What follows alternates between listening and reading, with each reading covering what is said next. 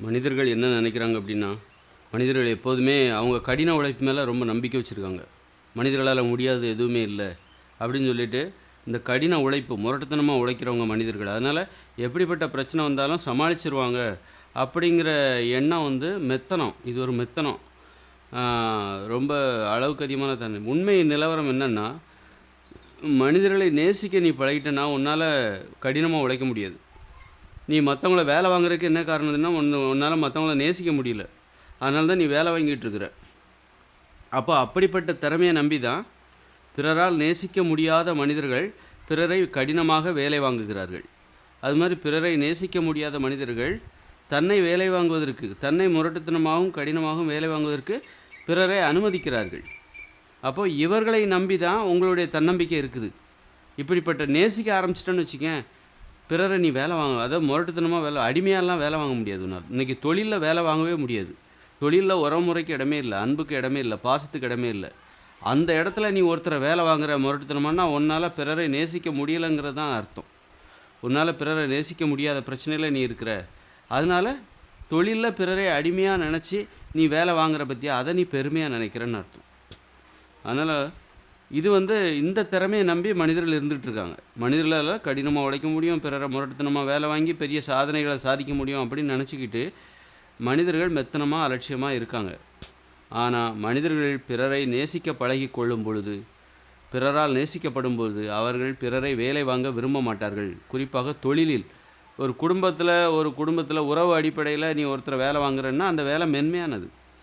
ஒரு அம்மா அப்பா தனது பிள்ளையை வேலை வாங்கும்போது மென்மையாக வேலை வாங்குவார்கள். கடினமாக வேலை வாங்கினா அந்த அப்பா அம்மாவுக்கு மரியாதை இல்லாமல் போயிடும். அந்த அப்பா அம்மாவை பிள்ளைகள் மதிக்க மாட்டாங்க. அதுபோல் ஒரு அண்ணன் தனது தம்பியை வேலை வாங்குறான்னு வச்சுக்கோங்க, முரட்டுத்தனமாக வேலை வாங்கினா அந்த அண்ணன் மீது அந்த தம்பிக்கு வெறுப்பு வந்து விடும். அதுபோல் ஒரு கணவனும் மனைவியோ ஒருவர் முரட்டுத்தனமாக வேலை வாங்கினாங்கன்னா ஒருவருக்கொருவர் அன்பில் வந்து விரிசல் ஏற்பட்டுரும். அதனால் உறவு முறையில் கடினமாக முரட்டுத்தனமாக வேலை வாங்குகிற நடைமுறை என்றைக்குமே கிடையாது. என்னால் முடியாதுன்று கூட சொல்லிட்டு போயிடுவாங்க. அம்மா வந்து இந்த வேலையை செய்யடா அப்படின்னு பிள்ளைகிட்ட சொன்னால் என்னால் முடியாதுமான்னு சொல்லிட்டு போயிடுவோம். ஆனால் ஒரு முதலாளிகிட்ட சொல்ல முடியுமா? தொழிலில் சொல்ல முடியாது. அதை பயன்படுத்திக்கிட்டு தொழிலில் என்ன பண்ணுவாங்க, கடினமான வேலைகளை வாங்குவதற்காக பிறரை அடிமைப்படுத்தி வேலை வாங்குவார்கள். இந்த நடைமுறை தொழிலில் இருக்குது. இது யாருக்கு வரும் அப்படின்னா, பிறரை நேசிக்க முடியாதவர்கள், பிறரால் நேசிக்கப்படாதவர்கள், இவங்களுக்கு தான். அப்போ பிறர் நேசிக்க கற்றுக்கிட்டனாலே அதில் வந்து நீ தொழிலில் இன்னொருத்தரை வேலை வாங்காத அப்படிங்கிற விதிமுறை வருது. பிறரை நேசிக்க நீ கற்றுக்கும்போது அங்கே வந்து ஒரு விதிமுறை வருது. பிறரை நேசிக்க போறியா அப்படின்னா நீ தொழிலில் வந்து ஒருத்தரை வேலை வாங்காத, உன்னை வேலை வாங்க இன்னொருவரை தொழிலில் அனுமதிக்காத, தனித்தனியாக தன்னந்தனியாக தொழில் செய். தற்சார்பு வாழ்க்கை முறை. அது வந்து யாருக்கு வருது? தற்சார்பு வாழ்க்கை முறை பிறரை நேசிக்க தெரிந்த மனிதர்களுக்கு வரப்போகுது. இனிமேல் பிறக்கிற பிள்ளைகள் எல்லாமே தற்சார்பு வாழ்க்கை முறை தான் விரும்புவாங்க. பிறரை நேசிக்க தெரிந்தவர்களாக இருப்பார்கள். பிறரால் நேசிக்கப்பட வேண்டும் என விரும்புகிறவர்கள். தன்னை அடிமைப்படுத்த நினைக்கிறவர்களை அடையாளம் காணுவார்கள் இவரிடம் அன்பு இல்லை என்று. தொழிலில் தன்னை அதனால் தொழிலில் யாரும் தன்னை அடிமைப்படுத்த விரும்பவே மாட்டாங்க. அன்பாக சொன்னால் கேட்பாங்க. அது மென்மையாக இருக்கிற வரைக்கும் தான். அன்பா நீ கடினமான வேலைகளை வாங்குவதற்காக உன் பிள்ளைகளையோ யாரோ உறவுகளையோ நண்பர்களையோ வலியுறுத்தும் போது அவங்க அதை வந்து உங்கள் உறவே முறிஞ்சு போயிடும்.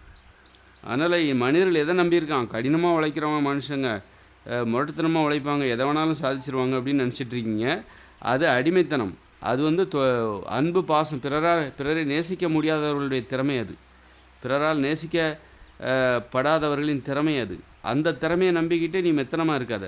இனிமேல் வர காலம் எல்லாமே காதல்லாம் பெருகி போச்சு, உறவுகள்லாம் பெருகி போச்சு, உறவுகளுக்கு மதிப்பு அதிகமாகி போச்சு. அப்போ உறவுகளால் மனிதர்கள் ஆக்கிரமிக்கப்படும் பொழுது அவர்கள் பிறரை வேலை வாங்குவதே அநாகரிகமான செயலாக கருதுவார்கள். ஒரு தொழிலில் நீ பிறரை அவங்க மனம் புண்படுற அளவுக்கு அவங்கள வேலை வாங்குற அப்படிங்கிறதே இல்லை. அங்கே வந்து வேலை வாங்கினாலே மனசு புண்படும் தான். தொழில் என்பது உன் தேவையை பூர்த்தி பண்ணுறதுக்காக தான். எனக்கு தேவைன்னு ஒன்று இருக்குது. எனது உடை, உறைவிடம், உணவு, இதை பூர்த்தி செய்வதற்காக நானே தனித்து மேற்கொள்கிற ஒரு முயற்சி தான் தொழில். அப்படிங்கும்போது நான் இன்னொருத்தரை வேலை வாங்குறதே அநாகரிகமான செயல், பேராசை தான் அது காரணமாக இருக்குது. அதனால் அந்த முரட்டுத்தனமாக வேலை வாங்குறது, கடினமாக உழைக்கிறதெல்லாம் மனித இயல்பு கிடையாது. பிறரை வேலை வாங்குவதும் மனித இயல்பு கிடையாது. பிறர் வேலை வாங்குவதற்கு இணங்குவதும் மனித இயல்பு கிடையாது. அதை நம்பி தான் இந்த உலகம் மெத்தனமாக இருக்குது. 2040 உலகம் ஃபெயிலியர் ஆக போகுது. இதனால தான் ஃபெயிலியர் ஆக போகுது. பிறரை வேலை வாங்க முடியாது. இன்றைக்கி கூட அப்படி தான். பலராலையும் வேலை வாங்க முடியாது மற்றவங்களால வேலை வாங்கப்படுகிற தொழிலாளர்களாக இருக்கிற அளவுலேயே பிறர் வேலை வாங்குகிறவர்கள் எத்தனை பேர் இருக்காங்க? கொஞ்சம் பேர் தான் இருப்பாங்க. அதனால் 2040 இந்த உலகம் ஃபெயிலியர் ஆக போவதுக்கு காரணம், மிக முக்கிய காரணமே இதுதான். மனிதர்களால் இனிமேல் கடினமாக முரட்டுத்தனமாக உழைக்க முடியாது, அடிமைகளாக உழைக்க முடியாது, பிறரை வேலை வாங்க முடியாது. தொழிலில் மற்ற இடத்துல அன்பு பாசத்தை உறவுமுறை அடிப்படையாக கொண்டு மென்மையாக வேலை வாங்குவாங்க, அது வேறு விஷயம்.